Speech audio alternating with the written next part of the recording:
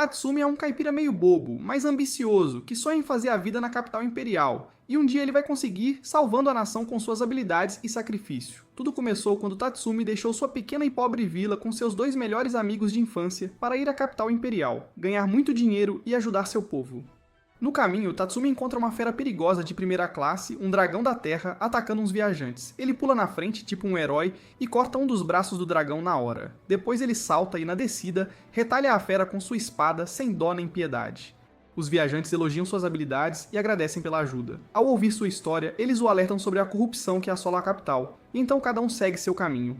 Ao chegar lá, Tatsumi vai direto para o quartel militar e se candidata a um cargo de comando. Claro, o recrutador oferece um cargo de soldado raso no começo, mas Tatsumi recusa e é expulso do lugar. Nisso, uma loira linda e com atitude se aproxima, dizendo que pode arrumar um emprego no governo para ele, se ele pagar uma bebida para ela. Tatsumi aceita e eles vão para um bar. Lá, depois de tomar umas, a moça diz que conhece um oficial do governo e que, se ela lubrificar as mãos dele com uma grana, ele pode ajudar Tatsumi a conseguir um cargo de comando, já que ele é tão forte. Ao ouvir isso, Tatsumi fica super feliz e entrega todo o dinheiro que ganhou por ter matado a fera perigosa no caminho. A garota diz que vai resolver tudo e que Tatsumi com certeza vai aprender muito com essa experiência, pode apostar. Depois disso, ela simplesmente some com a grana dele, enquanto Tatsumi espera o dia inteiro no bar, feito um bobo apaixonado. À noite, o dono do bar avisa que está na hora de fechar e que ele, coitado, tinha caído num golpe. Ao ouvir isso, Tatsumi fica triste e depois sai do bar furioso, xingando a loira. Sem um tostão no bolso, ele decide sentar na calçada e passar a noite ali mesmo. Mas de repente, uma carruagem passa, e a dama lá de dentro desce e se oferece para ajudá-lo. No começo, Tatsumi desconfia, mas os guardas explicam que a Lady Arya não consegue ver pessoas em apuros como ele, e sempre as ajuda assim. Não tendo nada a perder, Tatsumi aceita a oferta generosa dela e vai junto, né? Na casa dela, ele conhece os pais e descobre que são riquíssimos, donos de uma mansão gigantesca. Ele se apresenta e conta que no caminho para a capital, o grupo dele foi atacado por bandidos, e ele acabou se separando dos amigos. Como todos tinham combinado de se encontrar na capital de qualquer jeito, ele seguiu viagem e agora está procurando por eles. Ao ouvir a história, o pai diz que vai interceder por Tatsumi com um conhecido militar e também pedir para procurarem os 2 amigos dele. Tatsumi se sente muito abençoado, e sua esperança na humanidade começa a se reerguer depois daquela experiência ruim. No dia seguinte, ele acompanha Arya em uma de suas saídas para compras, e aproveita para conversar com os guardas também. Um dos guardas mostra a ele o Palácio Imperial e explica que, embora o imperador esteja vivo, ele é só uma criança, e o verdadeiro governante do país é o primeiro-ministro que é podre de corrupto, e é por isso que a nação está se desfazendo agora. Tatsumi fica furioso com a situação toda e diz que é culpa dele que sua pobre vila tenha que lidar com impostos tão insuportáveis. Depois disso, o guarda aponta para uma parede com cartazes de procurados dos membros da Night Raid. Ele explica que são um grupo de assassinos que atacam à noite e só miram em executivos de alto escalão e na alta sociedade da capital, então ele deveria ficar de olho, só por precaução. Naquela noite vemos a mãe andando na mansão e de repente ela é fatiada por uma tesoura gigante, empunhada por uma garota de cabelo roxo. Tatsumi sente essa intenção assassina e salta da cama para ver o que estava rolando. Ele olha pela janela e vê um monte de gente armada, tipo uns ninjas, parados em cordas no céu. Ele percebe que a Night Raid se pergunta por que estão atacando pessoas tão boas só porque são ricas. Ele então decide correr para o lado de Arya e agir como guarda-costas dela. Ele a encontra do lado de fora de um abrigo, bem no meio da floresta, e diz que vai protegê-la. Mas nesse exato momento, uma das assassinas, Akame, chega e passa por Tatsumi num piscar de olhos. Ela avança direto para o outro guarda, corta ele ao meio e depois se aproxima de Arya. Tatsumi pula na frente dela, fazendo Akame recuar. Ela diz que ele não é o alvo dela, mas Tatsumi afirma que não vai deixá-la matar Arya. Akame diz que nesse caso não tem outra escolha a não ser matá-lo também, e os dois começam a duelar com suas espadas. Tatsumi consegue aguentar alguns golpes, mas então ela rapidamente apunhala o coração dele, derrubando-o como se fosse um mero NPC.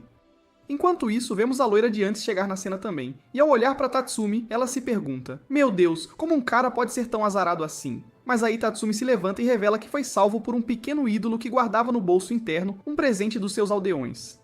Depois disso, Akame parte para o golpe final no pescoço dele, mas a loira a impede e diz que deve um favor ao garoto e quer quitá-lo. Ela explica a Tatsumi que eles não matam inocentes e, para provar, arromba a porta do abrigo atrás deles, revelando a terrível realidade do alvo.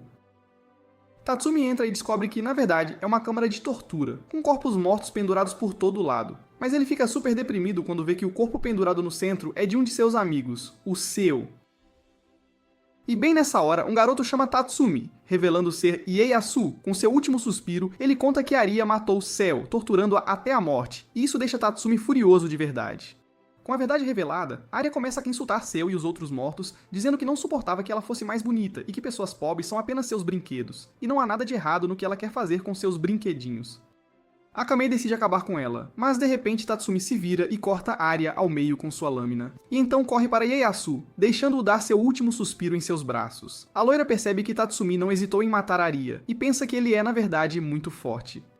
Ela então diz a Akame que ele deveria se juntar a eles e o arrasta consigo, forçando-o a conhecer os outros e a entrar para a Night Raid.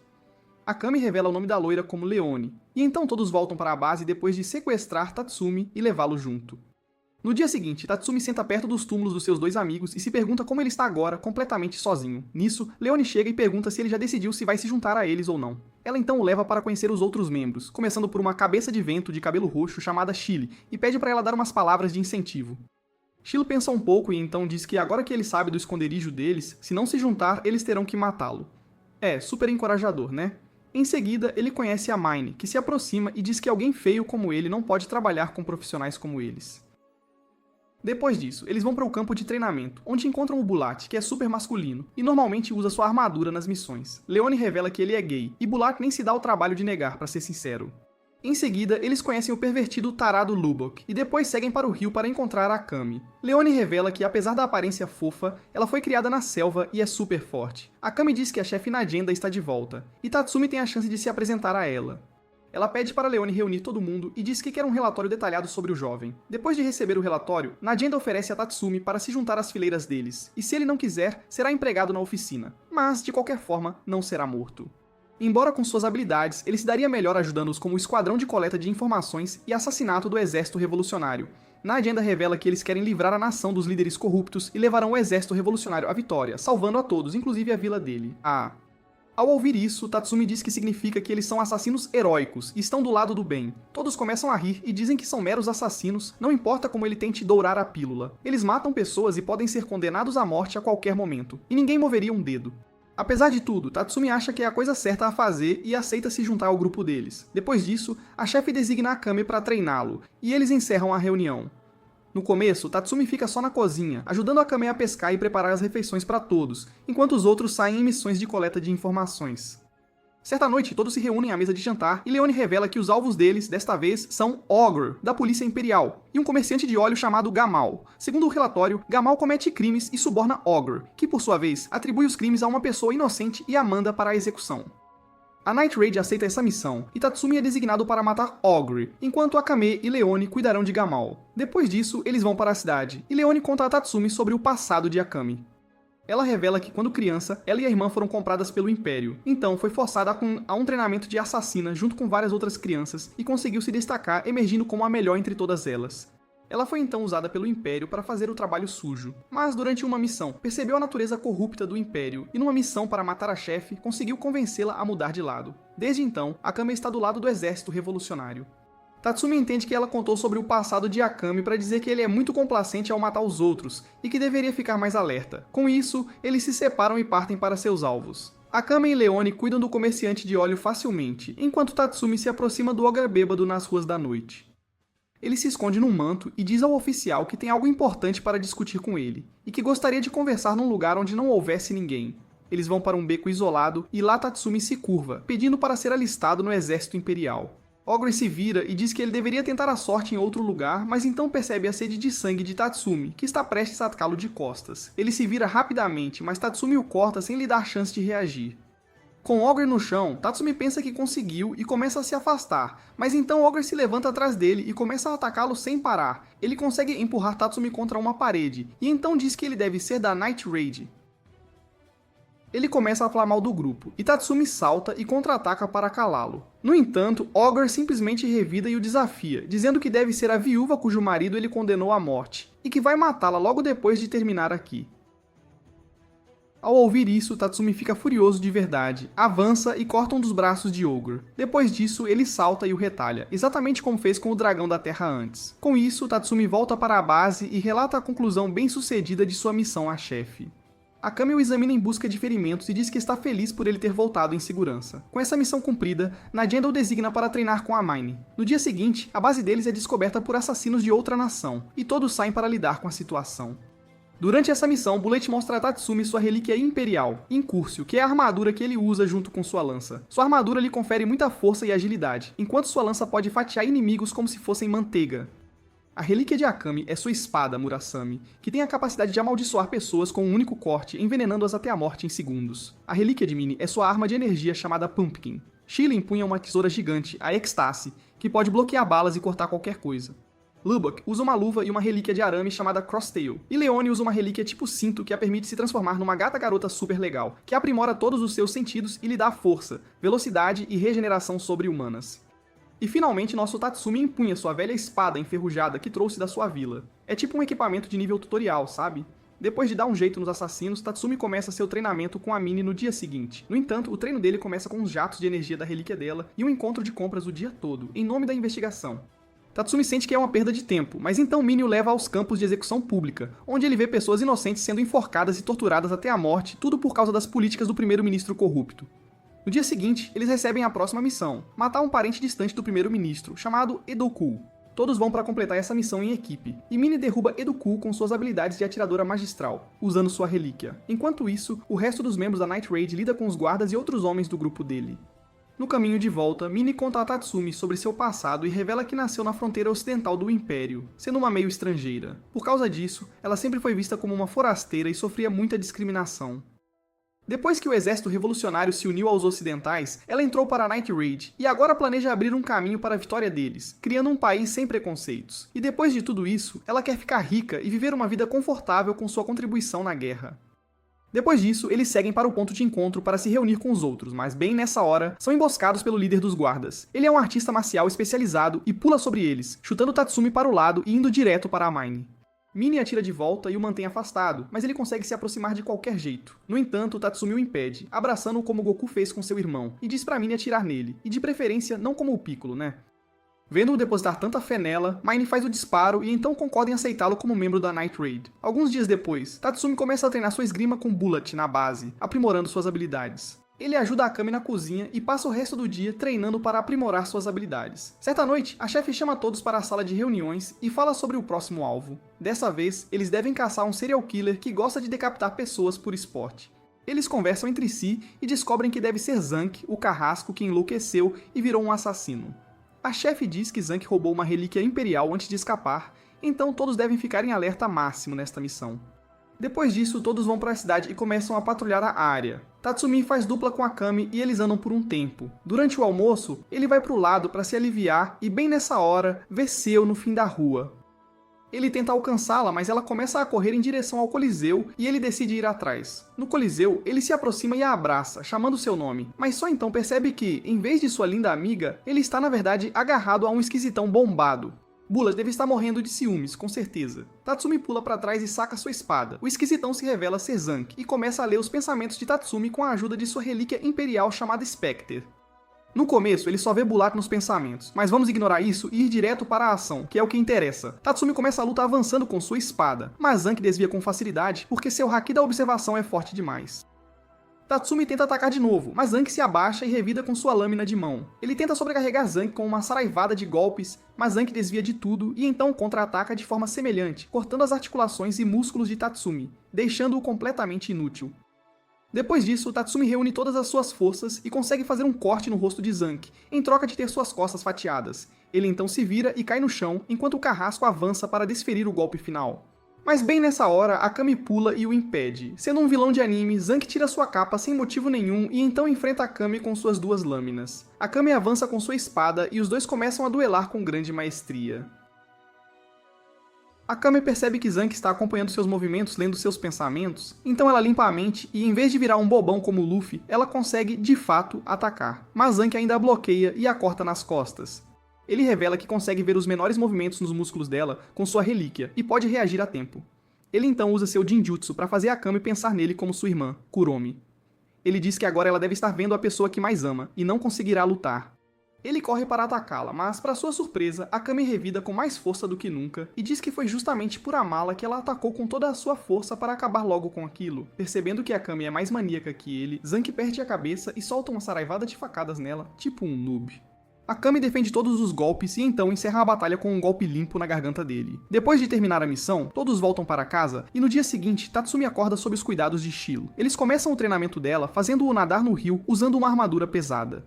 Depois de algumas rodadas, ele emerge e conversa com Shilo, que lhe diz que ele fez um bom trabalho e que é importante para todos os assassinos do grupo serem capazes de carregar o próprio peso. Depois disso, Tatsumi pergunta qual era o trabalho dela na equipe, e ela diz que por ser uma cabeça de vento, sempre estragava tudo o que tentava fazer, então não pode mais ajudar na base. Ele pergunta como ela virou assassina, e Shilo conta sua história, revelando que uma vez matou o ex-namorado abusivo de sua amiga em legítima defesa. Naquele momento, ela se sentiu super calma e não entrou em pânico, mesmo sendo tão desajeitada normalmente. Alguns dias depois, os amigos dele a emboscaram nas ruas e disseram que tinham matado os pais dela e que agora era a vez dela de morrer. Mas, mais uma vez, ela se sentiu super calma nessa situação de risco de vida e simplesmente se levantou com sua faca e os matou um por um. Naquele momento, ela percebeu que o parafuso solto que ela tinha na cabeça normalmente, na verdade, lhe concedia um talento excepcional para ser uma assassina, e assim ela se tornou uma assassina freelancer na capital até o exército revolucionário recrutá-la. Tatsumi se pergunta se ele realmente tem o perfil para ser um assassino, mas Shili o tranquiliza, dizendo que ele vai ficar bem, já que é um cozinheiro muito melhor que ela. Nisso, Bulat também sai do rio, com seus músculos absolutamente brilhantes, e Tatsumi se pergunta se ele realmente vai ficar bem. Depois disso, eles entram na base, e a chefe entrega a Tatsumi a relíquia imperial que recuperaram de Zanki. Tatsumi coloca a bandana Sharingan da Wish.com e tenta ler a mente de Akame para ver no que dá. Ele adivinha que ela está pensando em carne para o jantar, e Akame confirma, mas Leone diz que ele nem ativou a arma ainda e que Akame é só uma carnívora. Com isso, ele se senta e tenta usar a relíquia, e desta vez funciona, mas rapidamente rejeita Tatsumi como seu portador. A chefe diz que a relíquia não deve ser compatível com ele, então a enviarão para a sede para estudá-la. Vendo tantos tipos de relíquias, Tatsumi se pergunta se existe uma que possa trazer os mortos de volta para reviver seus amigos, mas todos lhe dizem que não existe tal relíquia, ou o primeiro imperador que as criou ainda estaria vivo. Isso deixa Tatsumi super triste e ele passa a noite chorando como um bebê no colo da mamãe Escudo, perto dos túmulos dos amigos. No dia seguinte, ele é designado para Leone, que o leva para a favela onde cresceu. Lá eles são perseguidos por uns caras que estão atrás da Leone, que lhes emprestou dinheiro. Durante a brincadeira de gato e rato, Tatsumi se separa da Leone e se perde. Nisso, uma jovem policial imperial chamada Seryu se aproxima e pergunta se ele está perdido. Tatsumi diz que não conhece bem a área e nota a relíquia imperial viva ao lado da garota. Ele disfarça, pede para ela o guiar para fora do lugar e eles se separam. Tatsumi volta para relatar isso a todos, enquanto a garota decide que encontrará quem matou seu mentor, Sir Ogre, e vingará sua morte. Enquanto isso, o primeiro-ministro decide enviar a general de alta patente Esdet, já que ela esmagou o exército revolucionário após sua expedição bem-sucedida no norte, onde enterrou mais de 400 mil homens das forças inimigas sob o gelo usando sua relíquia.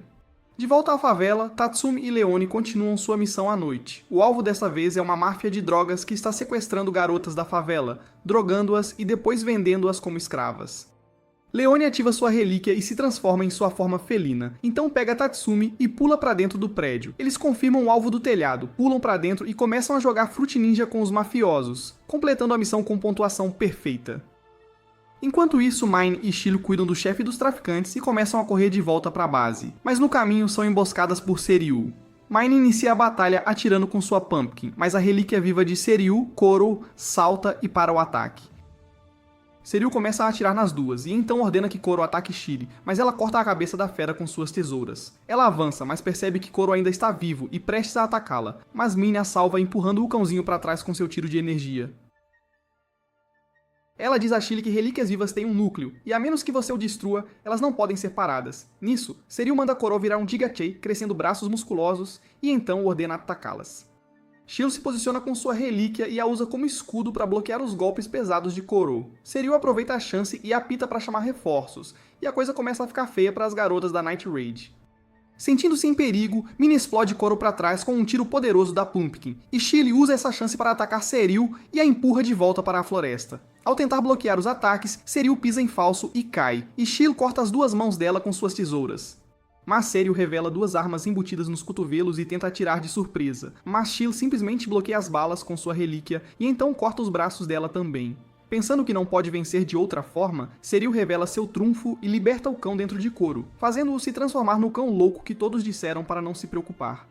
Koro agarra Mine e começa a esmagá-la, e Shili deixa Seryu para salvá-la. Ela consegue cortar o braço de Koro salvando Mine, mas Seryu aproveita a chance para atirar em Shilo com uma arma embutida dentro de sua boca.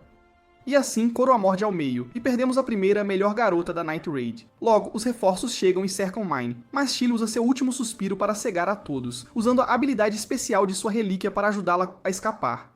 De volta à base, Minnie relata a morte de Shilo, e todos ficam tristes com a notícia. Tatsumi perde a cabeça e decide ir vingá-la, mas Bulat o soca e diz para ele se acalmar por enquanto, até que elaborem um plano. Minnie decide matar Seryu com as próprias mãos, e todos encerram o dia com uma missão bem sucedida, mas infelizmente a um custo alto. Enquanto isso, Esdith retorna à capital e relata ao primeiro-ministro sobre sua vitória. Ela diz que agora assumirá a missão de erradicar a Night Raid pessoalmente, e o rei pergunta o que ela gostaria como recompensa por suas conquistas. Surpreendentemente, ela responde que gostaria de se apaixonar, e então diz que tem um tipo bem específico e que anotará suas preferências. Depois disso, ela envia 3 membros de sua unidade para matar bons oficiais na cidade que se opõem ao primeiro-ministro, e então deixam panfletos com o símbolo da Night Raid na esperança de incriminá-los pelos crimes.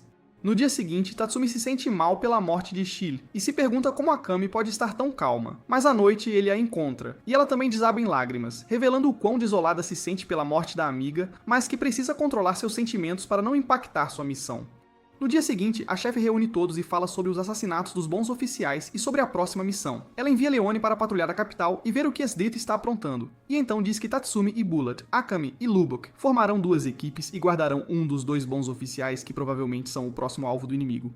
E a missão deles será derrubar o inimigo que os está incriminando por esses assassinatos. Na manhã seguinte, Tatsumi e Bulat embarcam no enorme navio de cruzeiro para acompanhar o oficial que guardarão, enquanto Akame e Lubbock ficam na capital para vigiar o oficial deles.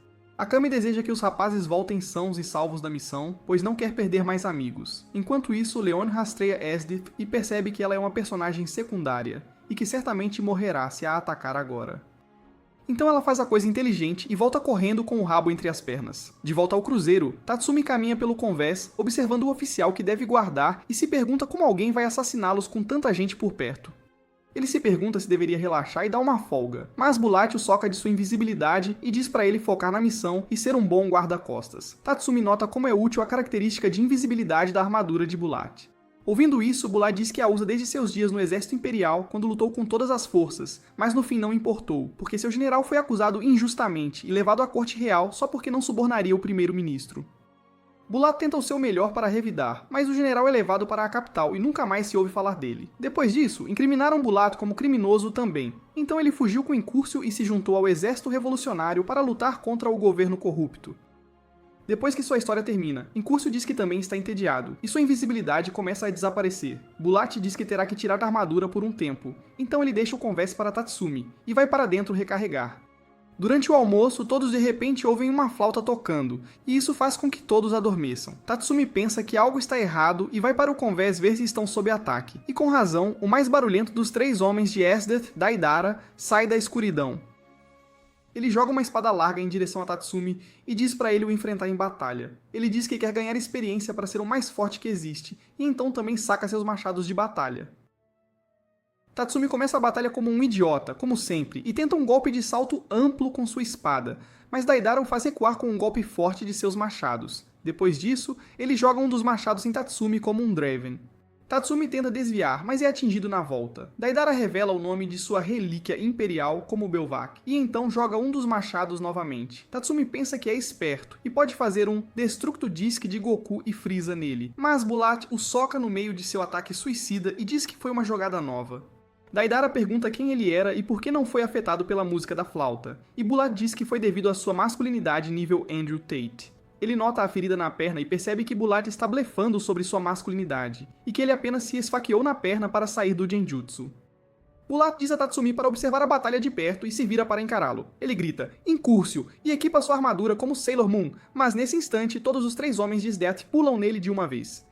Tatsumi pensa que ele está acabado, mas Bulat instantaneamente repele os intrusos e divide Daidara ao meio com sua lança, como um golpe final saído direto de Mortal Kombat. Tatsumi percebe que Bulat é realmente super forte e Bulat diz para ele tomar notas e ficar atento ao seu redor. Nisso, um dos homens se levanta e começa a caminhar em direção a Bulat, chamando-o pelo nome, e se revela ser o General Liver, o cara a quem Bulat serviu em seus dias de exército e que foi injustamente levado à corte real. Após o reencontro nem tão emocionante, os dois começam a lutar, e Liver revela sua relíquia imperial que tem a habilidade de controlar fluidos. Ele inicia a batalha criando várias serpentes de água e ataca Bullet, mas ele as enfrenta de frente e as corta com facilidade. Enquanto isso, Tatsumi lida com um soprador de comida, Nao, e o enfrenta em batalha. Liver começa a ficar sério e ataca Bulat com vários jatos de água enquanto ele está no ar, mas Bulat sai vitorioso de qualquer forma e avança com sua lança em direção a Liver. Nao interfere atacando-o, mas Bulat simplesmente o chuta para o lado, colocando-o de volta em seu lugar. Ele então enfrenta Liver mais uma vez e nesse instante Incurcio se desfaz, e Bulat percebe que Liver também não pode usar sua relíquia devido ao uso excessivo. Com as coisas parecendo equilibradas, os dois começam a lutar com espadas, e Bulat consegue derrubar Liver, mas não antes que ele injete um pouco de seu sangue envenenado em Bulat. Agora, com dois homens caídos, apenas Nao resta, mas Bulat está em má condição e Tatsumi já perdeu para ele uma vez. Nao usa a habilidade oculta de sua relíquia e seus poderes para se transformar em um cara bombado. Para lhe dar uma chance, Bulat entrega a Tatsumi a chave de Incurcio e diz para ele pegá-la. Após pegar a chave, Tatsumi a preenche com seu espírito e Incurcio se materializa, adaptando-se às medidas de Tatsumi. Após completar sua transformação de Sailor Moon, Tatsumi e o Bombado agora trocam socos, e Tatsumi acaba nocauteando com seu novo poder. Mais uma vez, eles completam a missão com sucesso e recuperam 3 novas relíquias dos inimigos, mas ao custo da vida de Bulat. Alguns dias depois, a chefe vai para a sede entregar as relíquias que garantiram em suas missões recentes e solicitar reforços, já que perderam 2 membros fortes do grupo. Ela deixa a Kami encarregada e a permite treinar os outros em sua ausência. Minnie também se recupera de seus ferimentos e começa seu treinamento junto com todos os outros. Por outro lado, Esdith forma uma unidade de 6 portadores de relíquias chamada Jaegers. Tenho certeza de que ela amava Attack on Titan tanto quanto todo mundo.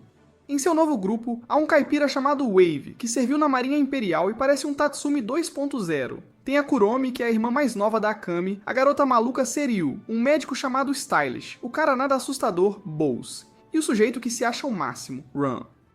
Após as apresentações, eles se sentam com Esdeath e ela diz que está procurando se apaixonar por alguém, e que também estão procurando alguém compatível com a relíquia de tesouras que conseguiram de Shiloh. Para encontrar um guerreiro adequado, eles decidem realizar um torneio de artes marciais na cidade. De volta à capital, Tatsumi vai à loja de Lubbock, onde eles têm uma base secreta no porão. Tatsumi pergunta a ele e a Leone sobre Esdeath e por que todos a temem, e eles lhe contam sobre seu jeito brutal de lutar e sua natureza obcecada por batalhas. Depois disso, Lubbock diz para ele entrar no torneio para dar uma olhada mais de perto nela, se quiser, e também pode enviar o dinheiro de volta para sua vila se vencer. Tatsumi decide ir em frente e inscreve seu nome no evento. No dia do evento, ele simplesmente varre o chão com seus oponentes e consegue sorrir grandão quando todos o aplaudem. Descobrimos que Esdeath está procurando um jovem forte que ela possa manipular, e que também tenha um sorriso inocente.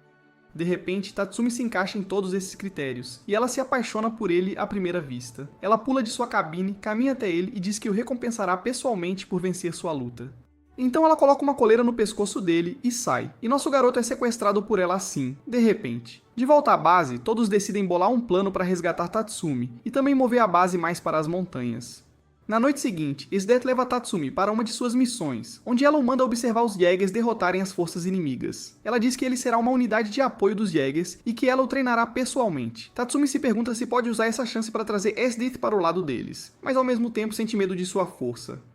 Mais tarde naquela noite, no quarto deles, ele tenta convencê-la, mas Esdeath diz que acredita na sobrevivência do mais apto e não pode ficar do lado do exército revolucionário. Tatsumi fica bravo ao ouvir isso e se recusa a retribuir os sentimentos dela.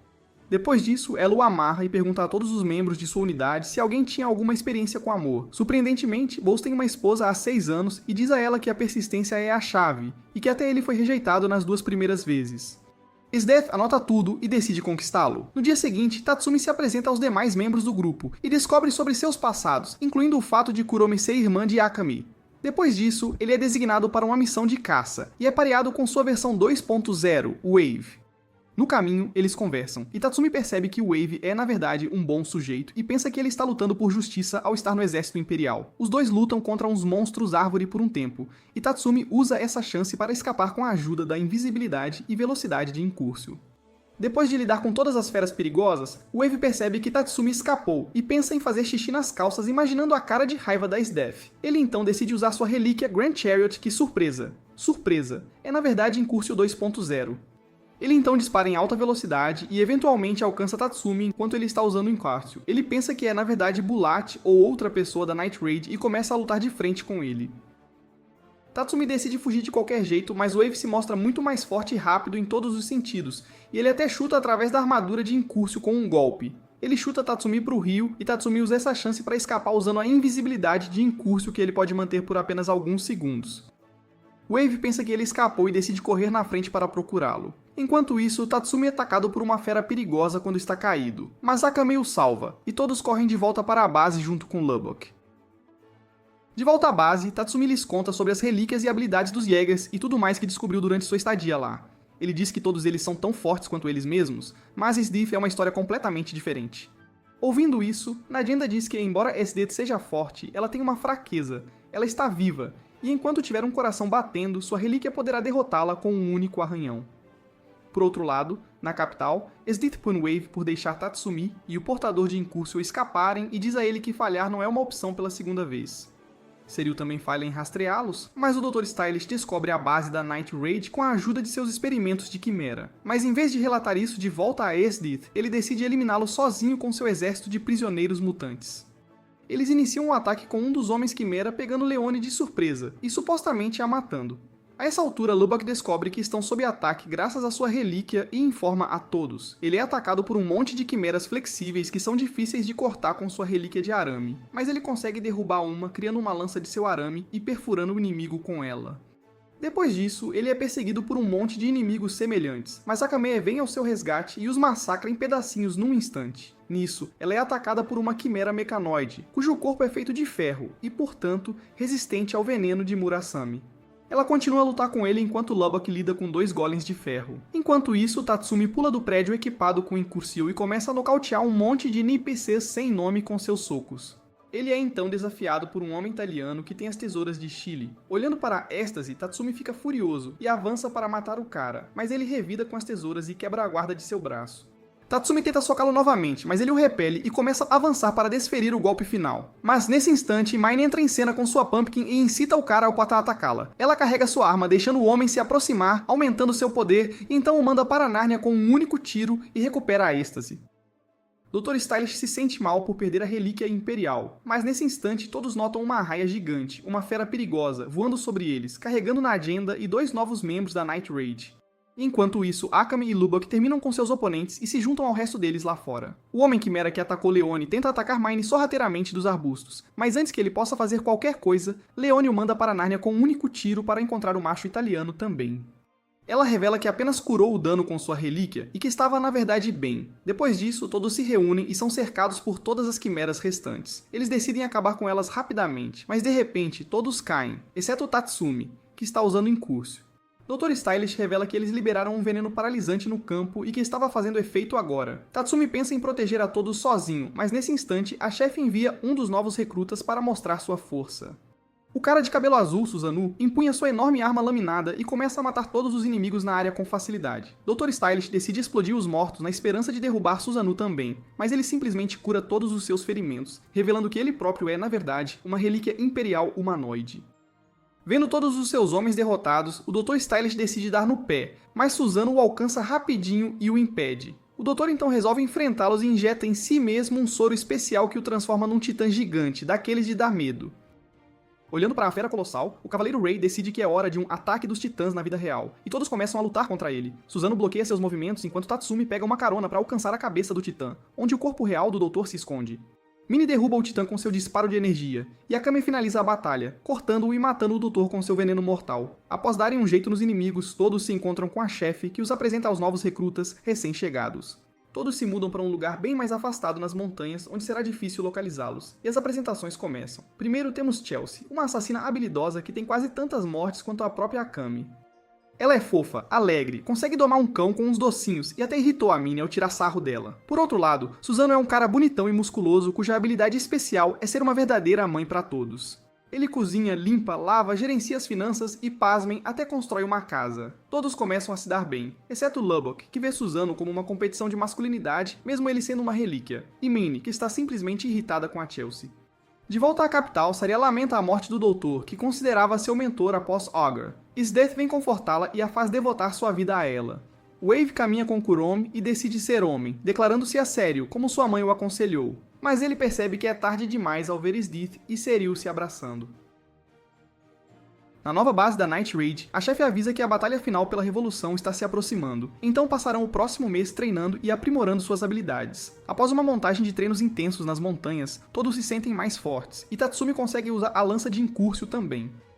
Descobrimos também que Suzano estava inativo após a morte de seu último mestre, mas decidiu seguir a chefe por ela se parecer com sua antiga mestra. E a Relíquia Imperial de Chelsea é um kit de maquiagem que a permite mudar completamente sua forma, tamanho e se transformar em qualquer outro ser vivo. Que chique! Após um mês de treinamento, Chelsea os observa e diz que são bons lutadores, mas, assim como os membros mortos, ainda não são bons o suficiente e precisam endurecer. Isso irrita Lubbock, Tatsumi e Mine, que acham que ela está insultando Bullet e Shilo e decidem pregar uma peça nela durante a noite. Primeiro, Lubbock e Tatsumi bolam um plano para colocar um balde d'água na cabeça dela enquanto toma seu banho noturno, e assim fazê-la passar vergonha. Mas, na verdade, Lubbock só quer testar a sorte de ser um tarado espião e manda Tatsumi na frente com sua peculiaridade de invisibilidade. Tatsumi decide se esgueirar e avança sorrateiramente com o balde, mas de repente Suzano sai da água em vez de Chelsea e diz que consegue sentir sua presença mesmo sem vê-lo. Isso faz Tatsumi perceber sua fraqueza, e ele se revela, pedindo desculpas a Suzano. De repente, Suzano volta a ser Chelsea, e ela revela que notou a presença dele se aproximando, então decidiu pregar uma peça nele com sua relíquia. Ela então conta que sua última equipe morreu em missão, e ela foi a única sobrevivente, por isso disse para ele endurecer, pois não quer perder mais ninguém. Ao ouvir isso, Tatsumi percebe seu erro, pede desculpas e vai embora, mas não antes que ela o avise para nunca mais espiá-la, ou ela cortará o barato dele. Alguns dias depois, um novo problema começa a surgir na capital. Um monte de feras perigosas humanoides começam a aparecer na floresta e nas minas, atacando e devorando quem encontram pela frente. Mas a coisa fica especialmente feia quando elas começam a invadir casas e comer pessoas vivas. Que horror! A essa altura, seus números não param de se multiplicar, e a capital vira um caos. O primeiro-ministro envia Esdith e seu esquadrão para capturar algumas das feras para seu bel prazer, enquanto o resto do exército imperial recebe ordens para contê-las. Eles completam a missão com facilidade, com a ajuda da General do Gelo, e ela ordena a Run que investigue as origens dessas novas feras perigosas e veja se há alguma ligação com o desaparecimento do Dr. Stylish e seus experimentos humanos. Que coisa! Enquanto isso, o resto dos Jaegers aguarda novas ordens e conversam. Wave fica irritado por julgarem Bowles pela aparência, achando-o um cara legal, mas Bowles revela que não é nada bonzinho, pois queimou vilarejos e pessoas vivas sob ordens, mesmo quando imploravam por misericórdia e clamavam inocência até o último suspiro. Nesse instante, sua linda esposa e filha chegam com o almoço e Wave percebe que ele é um verdadeiro perdedor perto de Bowles quando o assunto é romance. Após sua investigação, Run relata que eram de fato seres humanos transformados em feras perigosas, e deve ser obra de alguma relíquia imperial, ou então, espécimes que escaparam do laboratório do Dr. Stylish. Sdef o manda investigar mais a fundo para ver se escaparam ou se foram soltos de propósito e se há um mentor por trás desse ataque. De volta à floresta, Tatsumi continua seu treinamento com Suzano quando Akami chega para informá-lo sobre as novas ordens.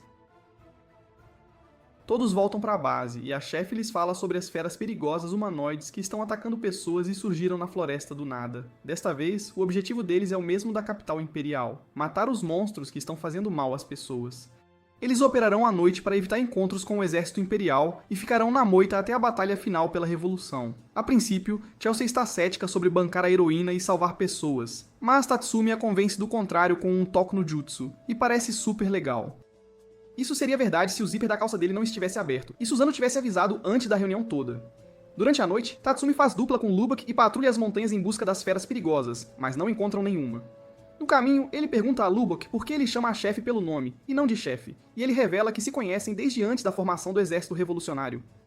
Ele conta que quando jovem, pertencia a uma rica família de mercadores, então ficou entediado com o mundo, pois tinha tudo desde cedo, tudo parecia sem graça até que uma agente foi designada para sua cidade, e ele se apaixonou por ela à primeira vista, um verdadeiro cupido. Depois disso, ele se juntou ao exército imperial e subiu de patente para ficar com ela. Quando entraram para o exército revolucionário, ele o fez por amor e forjou seus registros para parecer que havia morrido em combate. Ouvindo a história, Tatsumi manda Lubbock parar de ser pervertido e espiar outras mulheres, e então segue para o topo da montanha para uma última varredura da área. No cume, ele dá uma olhada e não encontra feras perigosas, então desequipa em Incursil e decide descer, mas de repente Esdith despenca do céu como um anjo sanguinário, pronta para acabar com a Night Raid. Que susto! Descobrimos que ela estava em uma patrulha noturna aleatória, viu alguém na montanha e pensou ser o inimigo. Mas assim que desce e percebe que é Tatsumi, sua expressão muda. Nesse instante, são emboscados por uma dúzia de feras perigosas. E Tatsumi pensa ser sua chance de escapar, mas Sdef as mata instantaneamente e o encara novamente. Ela então avança, o abraça por trás e diz que estava em patrulha e ficou super feliz por encontrá-lo. Ela pergunta o que ele fazia ali, e Tatsumi responde que estava lutando contra as feras perigosas e treinando, se aprimorando. Esdeath pergunta se ele se juntou ao exército revolucionário e ele diz que ainda não, mas não vai mudar de ideia. Ela o elogia por treinar e ficar tão forte e então se vira para chamar a pessoa escondida atrás das rochas. Que mistério! De repente, um cara encapuzado de cabelos prateados aparece, usa sua relíquia, Shamhala, e os teletransporta para uma ilha remota. Lá, Tatsumi se pergunta se é uma ilusão e pede para Esdeath beliscá-lo. Ela, em vez disso, o beija e diz que é realidade, pois sente tudo perfeitamente bem. Ela diz que deve ser a habilidade de manipular o espaço e que o cara deve ser um usuário de relíquia muito forte, e se pergunta quem ele poderia ser. Depois disso, ela usa seus poderes de gelo para criar um pilar gigantesco, e ambos tentam ter uma visão do que o cerca. Eles percebem que estão no meio do mar, cercados apenas por água. Nesse instante, um titã mutante gigante sai da floresta e começa a atacá-los. Tatsumi nota que ele se parece com o Dr. Stylish em sua forma final e como levou o esquadrão inteiro para derrubá-lo. Ele se pergunta como conseguirão derrotá-lo, mas Esdeath simplesmente exibe seus poderes demoníacos e rasga o titã colossal, enchendo-o de buracos com suas lanças de gelo. O titã, no entanto, ainda se move, mas Tatsumi avança e o mata atacando seu corpo principal. Nesse instante, outro titã surge e tenta atacá-los por trás, mas Esdeath o esmaga sob uma bola de gelo gigantesca que ela conjura do nada. Olhando para ela, Tatsumi percebe o quão forte ela é e se pergunta como Akame conseguirá derrotá-la. Depois disso, ambos descansam e recuperam o fôlego, e Tatsumi pergunta o que farão agora. Ela diz que vão perambular pela ilha e estudar os arredores para descobrir onde estão e, então, encontrar um jeito de voltar para casa. Eles passam o resto do dia fazendo exatamente isso, e Esdeath aproveita como um encontro de casal com Tatsumi. Naquela noite, ela tenta seduzir Tatsumi mais uma vez, mas ele recusa suas investidas, a menos que ela mude de ideia sobre ajudar o primeiro-ministro. Depois disso, Esdeath o leva de volta ao ponto de spawn na ilha, e diz que é provável que o usuário da relíquia só possa enviá-los para locais que ele marcou com sua habilidade. Assim, ele provavelmente abrirá esse portal novamente no futuro, e eles podem esperar por isso para voltar. Além disso, ela também pode domar uma fera perigosa e eles podem montá-la de volta para a capital. Depois ela empurra Tatsumi para baixo e diz que quer aproveitar mais um pouco o tempo com ele ali, e pergunta como ele aprendeu o caminho da espada. Tatsumi conta que é de um vilarejo e que um soldado aposentado o ensinou a usar a espada e a forjar armas. Ele queria aprender muitas habilidades para fazer a vida na capital. Ele então pergunta sobre o passado dela, e ela revela que era filha do chefe de uma tribo no norte. Ela cresceu em um ambiente hostil, onde era sempre a lei do mais forte e foi assim que seu pai a criou. Um dia, os nortistas atacaram sua tribo e mataram seu pai também. Mas para ela foi apenas a prova de que seus inimigos eram mais fortes e ela precisava ficar mais forte também se quisesse sobreviver neste mundo cruel. Depois que sua tribo foi exterminada, ela viveu caçando feras perigosas sozinha até que seus números começaram a diminuir. Então, ela se mudou para a capital e se juntou ao exército. Para ela, só mudou de matar feras para matar humanos. E isso não importava em nada. Depois disso, ele pergunta sobre a relíquia dela, e ela diz que empunha o sangue de uma fera perigosa que lhe concede controle total sobre o elemento gelo, e isso também intensifica seus impulsos de matar e de ficar cada vez mais forte. Ouvindo a história dela, Tatsumi percebe que, não importa o que faça, não conseguirá mudar a mente dela, e se sente triste e assustado com a ideia de enfrentá-la como inimiga no futuro. De volta à capital, descobrimos que o cara de cabelos prateados era o filho do primeiro-ministro chamado Siura. Ele libera sua relíquia e abre o portal de volta, e Tatsumi entra primeiro para escapar de Esdeath. Uma vez de volta, ele equipa Incurso, fica invisível e se esconde atrás de uma rocha como um covarde até Esdeath ir embora, pensando que da próxima vez que se encontrarem, será como inimigos. Depois que ela vai embora, Tatsumi volta para a base e relata tudo o que descobriu sobre ela para a chefe e o resto de seus amigos. Ah, e descobrimos que a chefe está na casa dos 20 e poucos anos, caso alguém estivesse se perguntando, viu? Eles fizeram a refeição, e ela diz que o exército revolucionário dará o primeiro passo para derrubar o governo corrupto, e discutirão a estratégia após a comida. Ela começa a explicar que existe um grupo religioso chamado Caminho para a Paz, que tem ganhado muitos seguidores ultimamente e cresceu bastante no leste. Tatsumi pergunta se não deveriam impedi-los, pois isso certamente resultará em muitas mortes, mas a chefe lhe diz que o povo da nação já está farto e pronto para sacrificar suas vidas para abrir caminho para um futuro mais brilhante. Ela então diz que no passado, forças como os nortistas também tentaram lutar contra o Império, mas o Império sempre conseguiu derrotá-los. Por isso, desta vez, eles vão se unir a eles e atacar o Império por todos os lados, sem dó nem piedade. Ao mesmo tempo, quando a insurreição religiosa começar, o exército revolucionário lançará um ataque em grande escala pelo sul, enquanto seus aliados no oeste invadirão o Império, resultando em um ataque triplo, uma verdadeira pinça. Ela diz que o Império estacionou a maioria de suas forças no sul para combater o exército revolucionário, mas devido à corrupção e emoções injustas, a maioria dos oficiais decidiu ajudar a derrubar o governo e permitirá que o exército revolucionário passe com uma rendição sem derramamento de sangue. Em todo esse caos, o Império provavelmente enviará o comandante-em-chefe Budo para enfrentar as forças que se renderem, e essa será a chance deles de se infiltrar no palácio e derrubar o primeiro-ministro Honest de uma vez por todas. Ela então diz que a missão deles é ir atrás do conselheiro do fundador do Caminho para a Paz. Acontece que o conselheiro Boric é na verdade um espião enviado pelo primeiro-ministro para assumir o controle do grupo religioso, que pilantra. Ele mistura drogas na comida de seus seguidores e os transforma em seus fantoches. A missão deles é matá-lo para que a insurreição religiosa possa começar sem problemas. Além disso, o quartel-general pediu para eliminarem Bowles e Kuromi dos Jaegers, pois podem ser inimigos formidáveis nesta guerra. Então, para começar, eles usarão a marca em suas costas para atrair os Jaegers para fora da capital e, então, enfrentá-los em uma batalha final para se livrar deles antes que a revolução comece. De volta à capital, Run informa Esdith que Mine e Akami da Night Raid foram avistadas perto do lado leste da Rua Romeri. Esdith imediatamente lhe dá a ordem para reunir os Jaegers, e eles partem para caçar seus alvos. Os espiões do exército revolucionário os veem deixando a capital e enviam um pássaro-correio para a chefe, informando-a sobre Esdith partindo com seu grupo. Najenda decide ir para o leste, em direção ao Caminho para a Paz, enquanto o resto da Night Raid segue para o oeste, revelando apenas Akami e Mine, que já estão nos cartazes de procurados. Esdith percebe a coincidência e se dá conta de que deve ser o plano deles para atraí-los e emboscá-los. Ela decide dividir seu grupo em duas equipes. Ela, Seryu e Run irão para o leste atrás de Najenda, e o resto dos Jaegers irá para o oeste atrás de Akami e Kuromi. Eles seguem com o plano. Kuromi, Wave e Bowles seguem para o oeste para enfrentar Mine e Akami. No caminho, eles veem um espantalho com uma aparência engraçada no meio da trilha e se perguntam o que aquilo significava. Minnie tenta atirar em Kuromi à distância, mas ela desvia no último segundo. Nesse instante, Susano sai do espantalho e ataca Wave, mandando-o pelos ares como um membro da equipe Rocket. Nesse instante, Najenda surge junto com o resto dos membros da Night Raid, revelando que tudo saiu conforme o planejado e agora tinham Kuromi e Bowles encurralados. Akami enfrenta Kuromi enquanto Tatsumi, Leone e Najenda ficam de frente para Bowles. As coisas parecem boas para eles, mas então Kuromi libera sua relíquia Yatsufusa, que tem a habilidade de invocar e comandar os mortos e adicionar qualquer um que ela mate com sua espada ao seu exército de zumbis. A batalha começa quando ela invoca os restos de uma fera perigosa gigante de classe Ultra desta Ghoul, junto com outros 7 zumbis de seus amigos mortos. Akami vê isso como uma chance, já que as reações de Kuromi seriam mais lentas ao controlar 8 corpos de uma vez, e avança direto para ela. Ambas começam a chocar espadas, mas o zumbi de um de seus amigos de infância transforma a luta em um 2 contra 1 para Akami, e ela é forçada a recuar do dessa Ghoul. Bowles usa essa chance para atacá-la com sua relíquia lança-chamas, mas Tatsumi pula e a salva a tempo. Ele diz para ela não perder a calma para que possam vencer como equipe. Ela então ordena à fera perigosa que exploda o Canyon com seu sopro de energia, e a Night Raid usa essa chance para se esconder na floresta e emboscar Kuromi novamente. Minnie tenta atirar nela mais uma vez, mas é impedida por 2 zumbis, um empunhando uma lança e o outro 2 armas. Akami entra em combate com Bowles enquanto todos os outros lutam em batalhas de 2 contra 1, uma verdadeira confusão. Susano diz a Najenda que pode cuidar do desta Ghoul, então ela deve ajudar os outros, e vai ajudar Leone, que está enfrentando o zumbi de um ex-general do exército imperial parecido com a chefe. Ambos conseguem empurrá-lo para trás, mas Kuromi aproveita a distração e rapidamente corta um dos braços de Leone. Leone usa sua força bestial para estancar o sangramento e então segue as ordens da chefe para ajudar Akami a derrubar Bowles. Ela vai ajudá-la a lutar contra Bowles e outro zumbi que costumava ser um guarda-costas muito forte.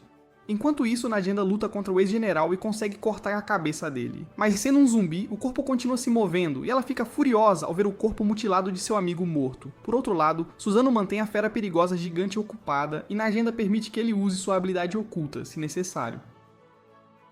Ao mesmo tempo, Tatsumi está lutando contra um zumbi de fera perigosa gorila ao lado de outro zumbi mascarado. Ele tem um pouco de dificuldade com os dois o atacando de uma vez, mas então recebe ajuda de Chelsea e consegue cortar o zumbi mascarado ao meio. Depois disso, ele destrói o zumbi de fera perigosa gorila, com seus socos energizados por Incúrcio. Minnie também dá um jeito no atirador que a enfrentava, mas então é capturada pelo zumbi de uma fera perigosa sapo, Kiazar. Kuromi chega à cena e diz que é justo que ela morra de forma semelhante à sua amiga Chile, e o sapo a devora junto com sua relíquia. Nesse instante, Tatsumi aparece e começa a lutar contra o zumbi lanceiro de Kuromi. Por outro lado, Susano ativa sua habilidade oculta que o permite drenar a força vital de sua mestra e entrar em modo Berserker. Ele usa esse poder para destruir as feras perigosas de classe Ultra em um único ataque e então se junta na agenda para ir com Tatsumi. Minnie também abre caminho explodindo o estômago do sapo, e todos cercam Kuromi e o fantoche lanceiro. Enquanto isso, Akame consegue cortar as pernas do zumbi guarda-costas e avança direto para Bols, e Leone usa essa distração para derrubá-lo.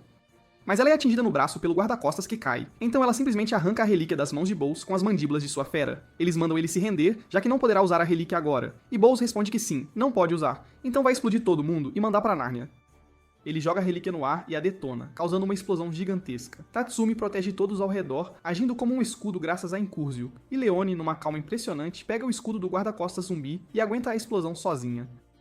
Ela diz que vai ficar bem, graças à habilidade regenerativa da relíquia dela, mas vai levar um tempinho para se recuperar. Kuromi também consegue escapar da explosão, e para surpresa geral, Bols também sai vivo e corre para a floresta.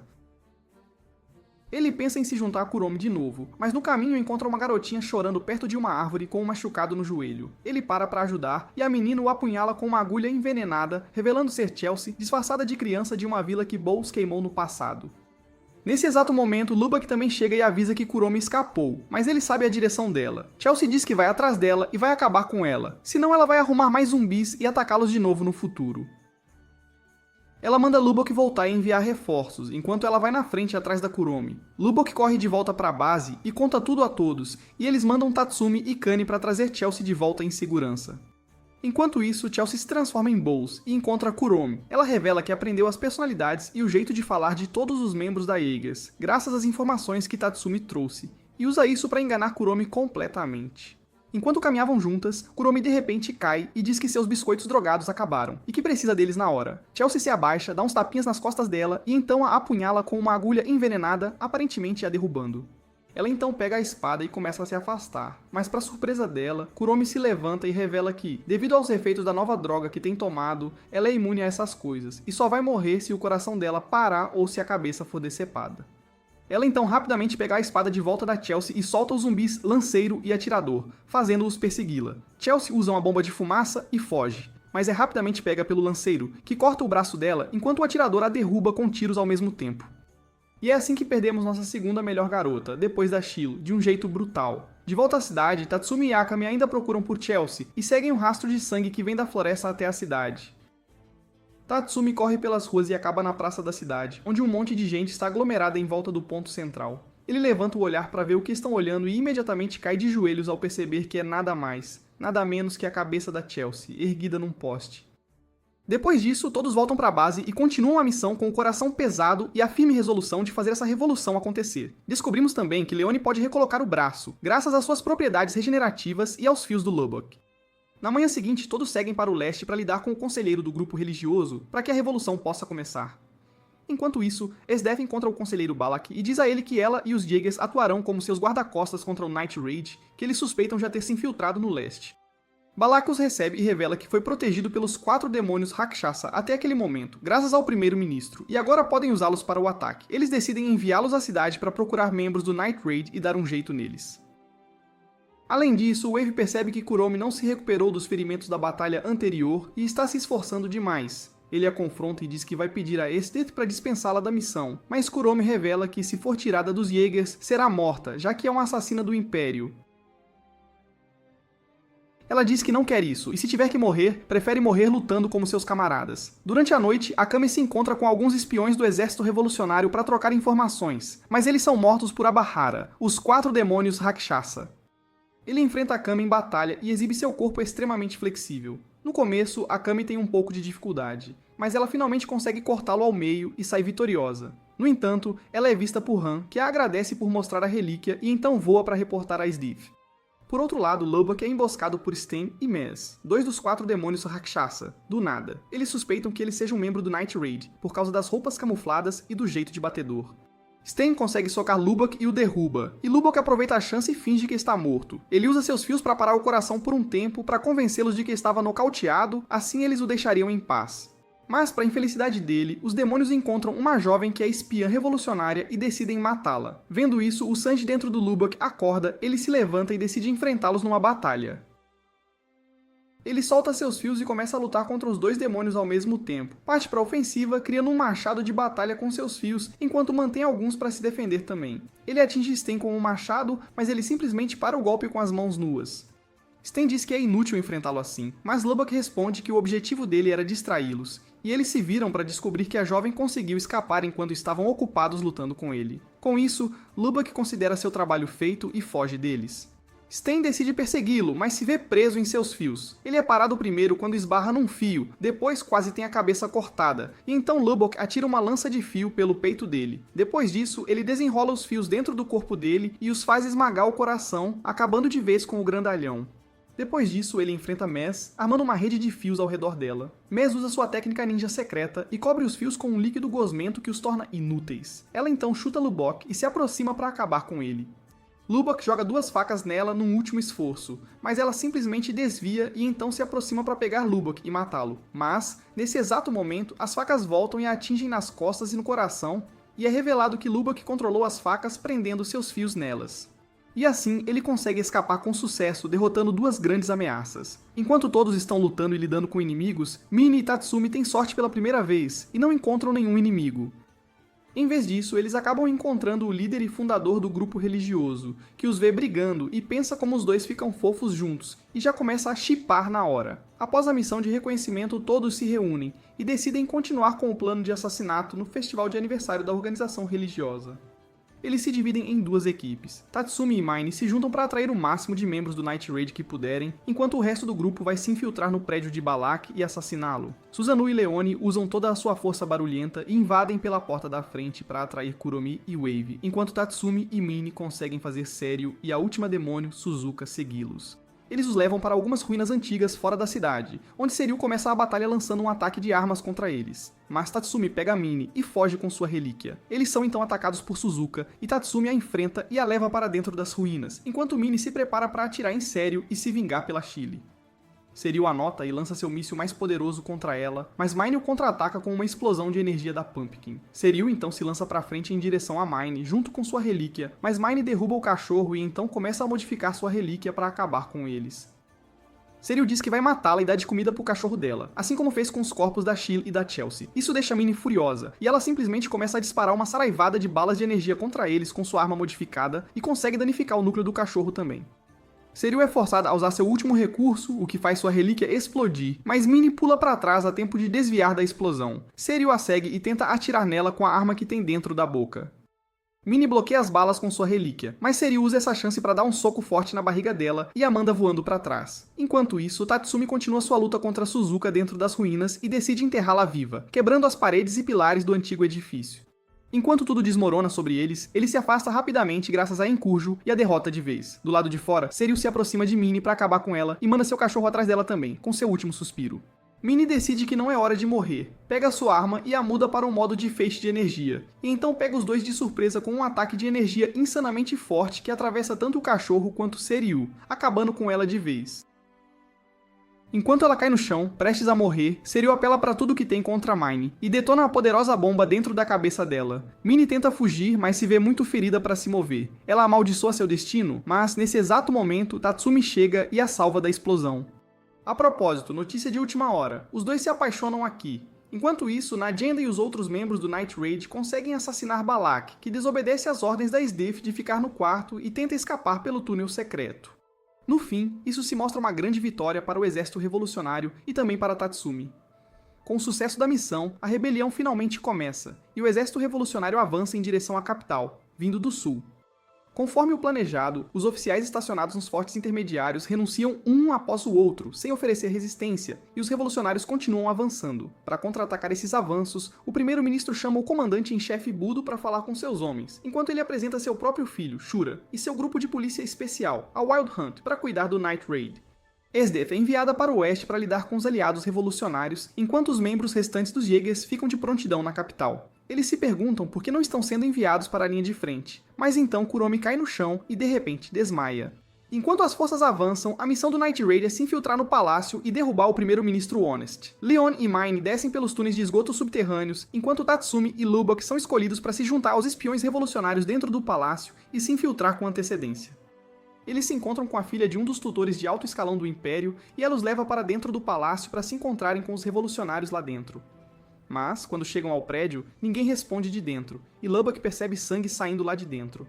Ele abre a porta e todos olham pra dentro, só pra encontrar todo mundo morto. De repente, os corpos começam a inchar e explodem, destruindo o prédio. A garota começa a gritar como uma louca, e nesse exato momento Shura se revela da fumaça e o cerca com sua equipe. Ele percebe que Tatsumi é o mesmo cara que ele transportou para aquela ilha com SDEF e se pergunta o que está acontecendo. Tatsumi diz que isso significa que ele é o responsável pelo incidente das feras perigosas e pula para atacá-lo. Mas, nesse exato momento, Budo salta de cima com sua relíquia imperial de raio. Ele se apresenta e então começa a lutar contra Tatsumi, atingindo-o com seus pesados socos infundidos em raio. Tatsumi equipa a Enkurzil e tenta trocar golpes com ele. Budo o elogia por sua habilidade e trabalho duro, mas então o nocauteia com um ataque massivo de raio. Enquanto isso, Lubok luta com Shura. Shura exibe suas artes marciais e sua relíquia de teletransporte, e então injeta em si mesmo uma droga de aprimoramento para aumentar ainda mais seu poder. No começo, ele o domina completamente com seus golpes de teletransporte infinitos, mas Lubok usa esse tempo para armar seus fios por todo o lugar. Ele decide atraí-lo, mas então a garota revolucionária o segura por trás e chama Shura, dizendo que está fazendo isso para que ele liberte os pais dela. Shura, em vez disso, a atinge e diz que já tinha avisado para ela não atrapalhar a diversão dele, e então se vira para Lubok e diz que ele está acabado. Mas Lubok joga a carta Uno Reverse e corta a mão de Shura que segurava a relíquia, e diz que ele já está na armadilha dele. As coisas começam a parecer boas pra ele, mas a garota se levanta e apunhala Lubok nas costas antes de morrer, e pede a Shura pra libertar os pais dela. Vendo isso, ele começa a rir e diz que já tinha matado os pais dela, e que ela é muito burra.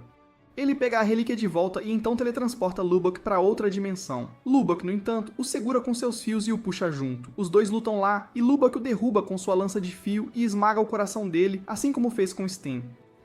Ele então cai de volta do portal com seu ferimento de facada, mas infelizmente, em vez de Tatsumi pegá-lo, os membros da Wild Hunt estão esperando por ele com suas lanças erguidas, e Lubok cai para a morte, sendo empalado por eles na descida.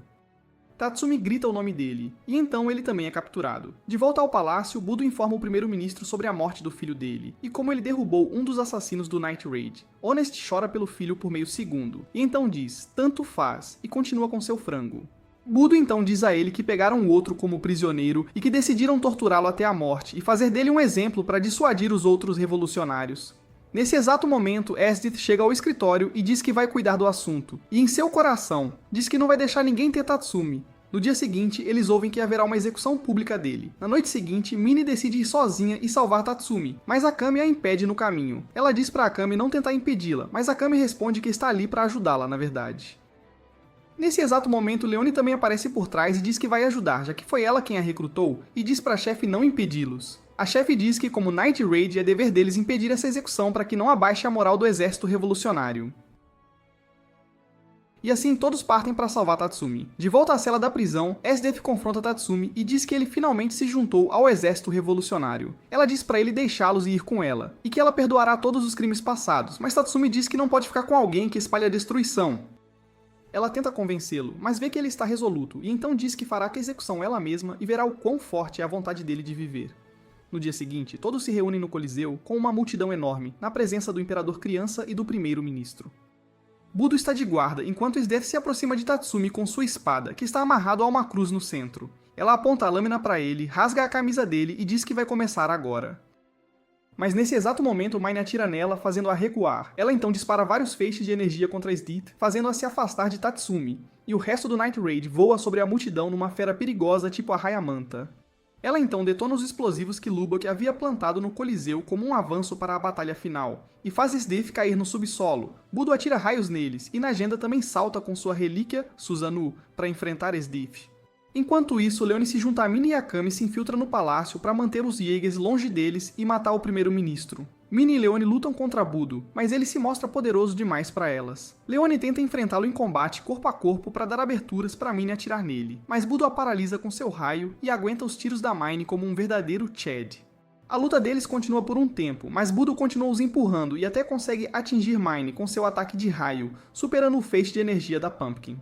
Enquanto isso, Akame consegue entrar no escritório do primeiro-ministro, mas em vez dele, ela só encontra a chave da Enkurzil.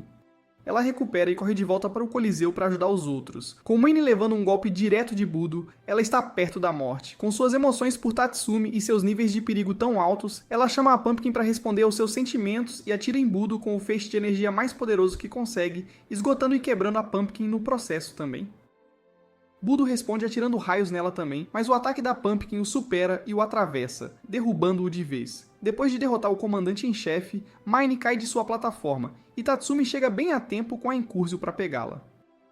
Por outro lado, Nadienda e Susanoo lutam contra a Sdith, mas ela se mostra demais para eles. Ela repele Susanoo e então o congela com um único toque. Nadienda usa a habilidade oculta e faz Susanoo se transformar, e eles ganham alguma igualdade contra ela. Com Tatsumi resgatado e Mine numa situação ruim, Nadienda diz a todos para recuarem e tenta segurar Sdeth para que possam escapar, mas Sdeth não aceita isso de jeito nenhum, e usa sua habilidade oculta que a permite congelar o tempo. Ela usa essa habilidade para matar Susanoo e destruir seu núcleo. As coisas parecem ruins, mas então Nadienda alimenta Susanoo com mais força vital, permitindo que ele reviva num último esforço. Susanoo diz que vai segurá-la e manda todos os outros escaparem e começa a lutar contra Sdith. Os dois se envolvem numa batalha feroz, enquanto os outros escapam. Tatsumi corre com Mine na esperança de conseguir tratamento para ela, mas Mine diz que já é tarde demais e que ela não consegue se recuperar rápido como a Leone. Ela pede para ele a deitar e eles compartilham um beijo. Ela agradece por tudo e por amá-la, e então morre nos braços dele. Com isso, o Night Raid perde Susanoo e Mine, mas consegue recuperar Tatsumi e a Incursio, e também se livra de Budo. Com essa vitória, os revolucionários se aproximam da capital e são enviados para a linha de frente. Run conversa com Wave e Kuromi sobre a condição dela e diz que, se eles escaparem agora, ninguém vai se dar ao trabalho de persegui-los. Mas Kuromi diz que não é uma opção para ela e que precisa resolver as coisas com a irmã. Depois disso, eles matam muitos revolucionários e Kuromi envia uma mensagem secreta para Akame para encontrá-la sozinha na instalação da Floresta Kadai. Akame decide ir sozinha e respeitar os desejos da irmãzinha, e Tatsumi diz para ela voltar viva. Enquanto isso, o primeiro-ministro está primeiro-ministrando e manipula o Imperador Criança para usar a Relíquia Suprema que exige a autoridade dele como Imperador para ser utilizada. Naquela noite, Akame vai ao local e se encontra com Kuromi. Elas se encontram no antigo orfanato e relembram a infância. Kuromi então diz que Akame a atraiu ao se juntar ao exército revolucionário e a deixar para trás, e as duas logo começam a brigar. Kuromi ativa sua relíquia e invoca seus zumbis, mas acaba tossindo sangue, mostrando que a saúde não anda nada bem. Akame percebe a situação e decide acabar com a luta o mais rápido possível. Todos começam a trocar golpes de espada, mas Akame ainda consegue dominar a todos, mesmo nessa batalha de 3 contra 1. De volta ao palácio, Wave pergunta a Run onde Kuromi poderia ter ido depois de receber o bilhete dela sobre ir lutar com Akame, e ele decide ir salvá-la. De volta ao campo de batalha, a briga das irmãs acaba despertando uma besta perigosa experimental que estava dormindo. A criatura mata os dois zumbis mais fortes e ainda acerta Kuromi, mas Akame a salva, e então as duas a destroem juntas, como nos velhos tempos. Mas logo depois, elas voltam a se enfrentar. Kuromi invoca seus zumbis, que parecem NPCs de jogo, mas Akame os transforma em pó num piscar de olhos e então se prepara para dar o golpe final na irmã. Mas bem nessa hora, o Wave chega e a afasta. Ele diz que veio para acabar com a briga delas, mas então Tatsumi também aparece e empurra o Wave para trás. Ele diz que para certas coisas, o único jeito é que elas resolvam entre si, e Kuromi diz ao Wave que ela também deseja isso. Ela o agradece por ter vindo e diz que teria gostado que eles tivessem se aproximado em outras circunstâncias, e então os dois assistem as irmãs lutarem até a morte. Eventualmente, Akame leva a melhor e apunhala Kuromi, colocando-a para descansar de uma vez por todas. Elas entregam o corpo ao Wave, e ele pergunta pelo que é que todos estão lutando. Akame diz que se ele não consegue responder a essa pergunta sozinho, então não tem o direito de sequer pegar em uma arma, e todos se retiram. De volta ao palácio, o primeiro-ministro leva o imperador até a relíquia imperial definitiva, e o instrui a ativá-la. Diz que é seu dever, como imperador, proteger seu povo desta rebelião. Com os Jaegers fora do caminho e o exército revolucionário já na capital, todos decidem marchar para dentro do palácio e finalmente livrar o povo dessa nação da tirania do primeiro-ministro. Nadienda lidera os revolucionários nas linhas de frente, enquanto Tatsumi, Leone e Akame se infiltram no palácio para, digamos, decapitar Honest. Uma vez bem dentro do palácio, eles são confrontados por muitos cavaleiros de elite, mas então Run aparece e diz que ele mesmo vai cuidar do Night Raid. Leone decide lutar contra ele sozinha e diz a Tatsumi e Akame para seguirem em frente e terminarem o serviço. Eles perguntam a Run por que ele está lutando ao lado do primeiro-ministro e ele explica que também estava sob a opressão do Império, mas queria mudar as coisas por dentro. Só que aí eles começaram essa rebelião toda, e ele ficou com uma baita raiva. Leone pensa que ele é só um garoto, e os dois se engajam numa briga de gato e rato, ou melhor, de gato e pássaro. Dentro do tribunal, Tatsumi e Akame invadem o local e ficam cara a cara com o imperador e o primeiro-ministro. Akame tenta ir direto para a cabeça de Honest, mas é impedida por um campo de força que o protege. Ele revela que a relíquia definitiva já foi ativada, e bem nessa hora, o palácio inteiro desmorona. E de dentro emerge o Imperador Mecha, Sheikotezer. Totalmente com lavagem cerebral, o Imperador Criança libera um ataque de raio laser que mata indiscriminadamente um monte de gente e destrói várias casas na capital. Wave observa esse desastre de longe, perto do túmulo de Kuron, e decide ir lutar ao lado dos revolucionários. Akame e o restante dos revolucionários enfrentam as forças imperiais lideradas por Sdiff, enquanto Tatsumi encara o Imperador criança dentro do mech gigante. O Imperador o soca com força, e Tatsumi decide usar a técnica mais apelona da história do Dota, o famoso Talk no Jutsu. Ele começa a lutar contra o Imperador e é brutalmente espancado, mas não para de falar, explicando o sofrimento do povo, as ações de Honest e como ele está sendo manipulado pelo primeiro-ministro. O garoto surta de vez e decide calá-lo pisoteando-o, mas o Wave chega bem na hora e salva Tatsumi de virar um Spatsumi. Ran também decide parar de lutar e se concentra em salvar o povo do Império, trabalhando junto com Leone. Depois disso, Tatsumi e Wave lutam contra o mech em equipe, e durante a batalha, Tatsumi acaba descobrindo um ponto fraco na máquina. Ele pede a ajuda de Wave, e os dois conseguem causar um dano considerável. Sentindo a dor, o Imperador atira neles com raios laser e nocauteia Wave no processo. Neste momento de aperto, Tatsumi se lembra do conselho de Bulat e invoca Inkusyu, fazendo-o evoluir com o poder da pura armadura de enredo. Agora dourado, brilhante e com asas recém-descobertas, Tatsumi desvia de todos os ataques a laser e ataca o mech com sua força de vontade, conseguindo rasgá-lo e destruí-lo no processo. Mas então ele vê o mech caindo sobre um monte de gente e corre para salvá-las. Ele segura o mech como o Superman e consegue impedir que caia em cima delas, mas no processo acaba perdendo sangue demais, e assim dá seu último suspiro como um verdadeiro herói. Akame corre em sua direção e grita perguntando sobre a promessa de nunca morrer. Bem nessa hora, Sdiff também chega, e Akame diz a ela que Tatsumi se foi. Com Tatsumi caído e o Imperador também derrotado, o exército revolucionário já quase venceu, mas Sdiff ainda é o último obstáculo para a liberdade deles. Ela aceita que o Império caiu, mas afirma que sua caçada continua. Ela diz que Tatsumi morreu porque era fraco, e então cria uma arena murada ao redor de Akame e dela mesma. Ela declara que simplesmente marchará para o próximo campo de batalha, e se por acaso não houver nenhum, ela mesma fará questão de criar um. Akame diz que não pode permitir que uma pessoa assim exista no mundo pacífico que todos sacrificaram tanto para criar, e as duas se engajam na batalha final que decidirá o destino desta nação. Ambas iniciam o combate com um choque de espadas. E a princípio Akame consegue igualar o estilo de luta de Sdiff, mas ela se mostra forte demais com suas habilidades de gelo super poderosas. Quando a situação começa a ficar feia, Akame decide usar sua habilidade secreta também e se corta com a própria lâmina. O veneno de Murasame corre por suas veias, permitindo que ela se transforme em seu estado demoníaco, o que aumenta tremendamente todos os seus atributos. Ela parte para a ofensiva e luta ferozmente contra Sdiff, conseguindo até mesmo fazer um corte na mão dela. O veneno começa a se espalhar rapidamente pelo braço, mas Sdiff, sem pensar duas vezes, corta o próprio braço e continua lutando contra Akame, literalmente, com uma mão só. A batalha delas continua, mas os poderes demoníacos de Akame se mostram demais para Sdiff, e ela é forçada a usar sua habilidade secreta, que só pode ser usada uma única vez por dia. Ela para o tempo quando Akame está bem na sua frente e então a apunhala direto no coração.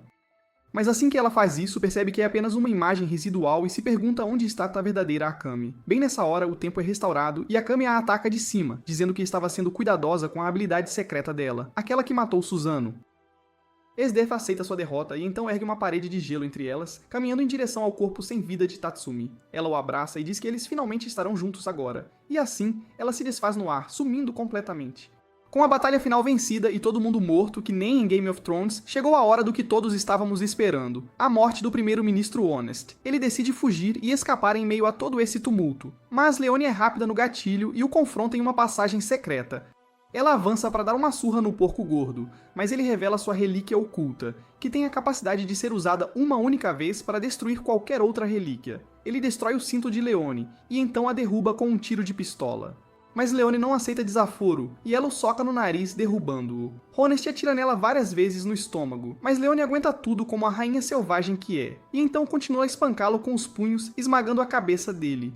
Depois disso, ela vai encontrar Akame e se despede, escondendo suas feridas. Ela então retorna para as favelas onde nasceu e vê os cidadãos felizes que venceram esta revolução, e então morre em um beco, em paz, enquanto sangra até a última gota de suas feridas. Depois disso, todos executam publicamente o Imperador Criança, e Najenda é nomeada para construir as bases desta nova nação. Akame decide ir para o leste para estabelecer uma conexão melhor com a nova nação, e se despede de Najenda por enquanto. E é assim que a história de como Akame foi morta chega ao seu fim.